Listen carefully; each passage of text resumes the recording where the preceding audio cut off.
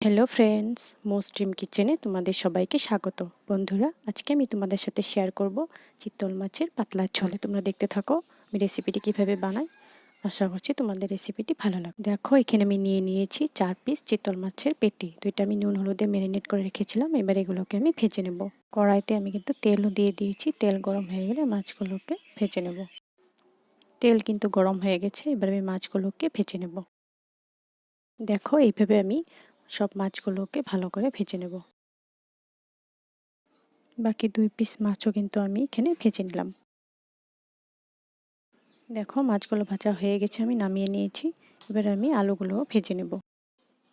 কেটে রাখা আলুগুলো আমি দিয়ে দিলাম। এবার আলুগুলোকে আমি ভালো করে নাড়াচাড়া করে ভালো করে ভেজে নেব।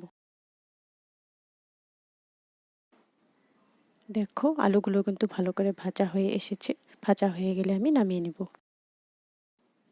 আলুগুলো কিন্তু আমি নামিয়ে নিয়েছি একটা বাটিতে। এবার আমি রান্নাটা করব। দেখো, রান্নাটা করার জন্য আমি আলু ভাজার তেলে আমি আরেকটু তেল দিয়ে দিচ্ছি। আমি রান্নাটা সর্ষের তেল দিয়ে করব। এবার তেলটাকে আমি ভালো করে গরম করে নেব। দেখো, তেলটা কিন্তু ভালো করে গরম হয়ে গেছে। এবার আমি দিয়ে দিলাম ফোড়নে 2টো কাঁচা লঙ্কা। কাঁচা লঙ্কা দিয়ে দিলাম। এবার আমি দিয়ে দিব গোটা সাদা জিরে। জিরেটা ব্রাউন কালার হয়ে গেলে দিয়ে দিব আমি টমেটো কুচি। জিরেটা ভাজা হয়ে গেছে, তাই দিয়ে দিলাম এখন আমি টমেটো। এবার টমেটোগুলোকে আমি ভালো করে নাড়াচাড়া করে ভালো করে ভেজে নেব। টমেটোগুলো কিন্তু ভালো করে গলে গেছে, তা আমি আরেকবার ভালো করে নাড়াচাড়া করে আরেকটু ভেজে নেব। টমেটোর কিন্তু একটা কাঁচা কাঁচা গন্ধ থাকে, তাই না? তাই সেই কাঁচা গন্ধটা না যাওয়া পর্যন্ত আমি ভালো করে টমেটোটাকে ভেজে নেব। টমেটোটা ভাজা হয়ে গেছে। এবার আমি দিয়ে দিলাম আদা বাটা। আদা বাটাটাকেও আমি ভালো করে নাড়াচাড়া করে আদা বাটাটাকে আমি ভালো করে ভেজে নেব। আদা বাটাটা ভালো করে ভেজে নিলাম। এবার আমি দিয়ে দিব ধনে বাটা, জিরে বাটা আর কাঁচা লঙ্কা বাটা।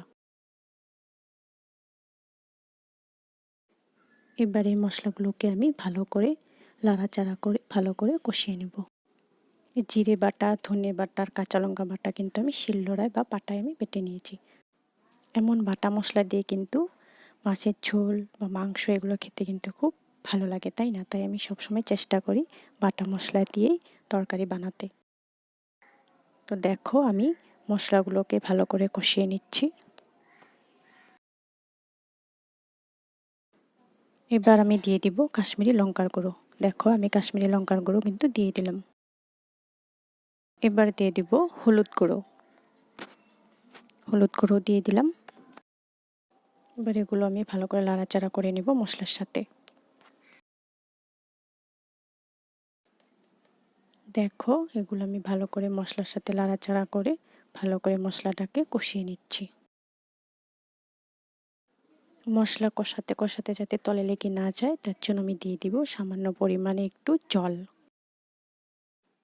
জল দিয়ে দিলাম। এবারে এটাকে আমি ভালো করে নাড়াচাড়া করে মশলাটাকে আরেকটু কষিয়ে নেব। গরমকাল তো পড়েই গেল, তাই না?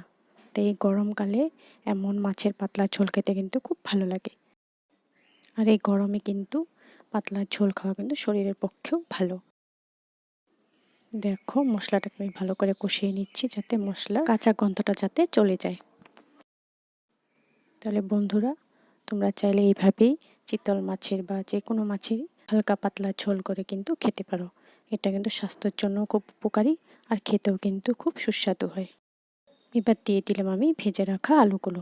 আলুগুলোকে দিয়ে আমি মশলার সাথে আলুগুলোকে ভালো করে এবার ভেজে নেব। দেখো, আমি আলুগুলোকেও আমি ভালো করে নাড়াচাড়া করে মশলার সাথে ভেজে নিচ্ছি।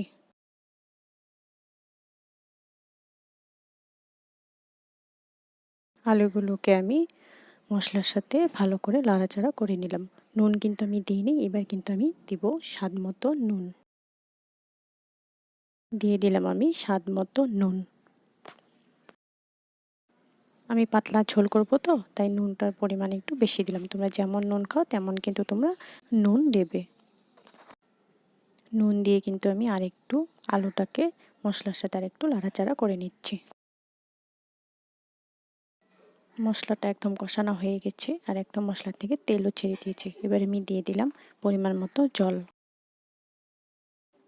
জলের পরিমাণটা কিন্তু আমি একটু বেশি দিব, কারণ আমি এটা পাতলা ঝোল করব। তোমরা যেমন ঝোল করবে সেই অনুযায়ী কিন্তু তোমরা জল দেবে। তো এবার আমি ঝোলটাকে ভালো করে ফুটতে দেব। দেখো ঝোলটা একদম ভালো করে ফুটে গেছে। এবার আমি গ্যাসের ফ্লেমটা ডাউন করে দিলাম। এবার ভেজে রাখা মাছগুলোকে আমি ঝোলে দিয়ে দিব।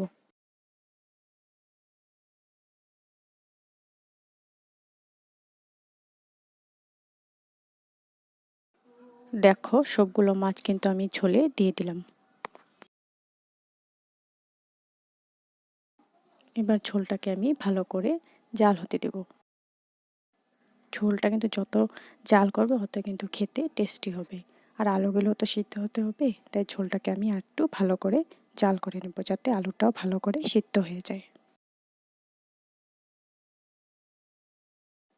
দেখো ঝোলটা কিন্তু হয়ে গেছে। আমি কিন্তু আলুটাও চেক করে নিয়েছিলাম, আলুটা কিন্তু সেদ্ধ হয়ে গেছে। তো আমার চিতল মাছের হালকা পাতলা ঝোল কিন্তু একদম রেডি। তো তোমরা এইভাবে যদি বাড়িতে ট্রাই করতে চাও করতে পারো, ভালো লাগবে খেতে। তো আমি তো একটু বেশি ঝোল রেখেছি পাতলা, তো তোমরা যদি এর থেকে কম রাখতে চাও তাহলে তোমাদের অনুযায়ী কিন্তু জলটা দেবে। তাহলে বন্ধুরা রেসিপিটি কেমন লাগলো অবশ্যই কমেন্ট করে জানিও। যদি ভালো লেগে থাকে একটা লাইক করো আর আমার ভিডিওটাকে শেয়ার করো। আর আমার চ্যানেলটিকে সাবস্ক্রাইব করে পাশে থাকা বেল আইকনটি ক্লিক করে দিও। তাহলে বন্ধুরা আজকে এতটুকুই। আমি আবার আসবো নতুন নতুন রেসিপি নিয়ে। তো তোমরা সবাই খুব ভালো থেকো, সুস্থ থেকো আর সাবধানে থেকো।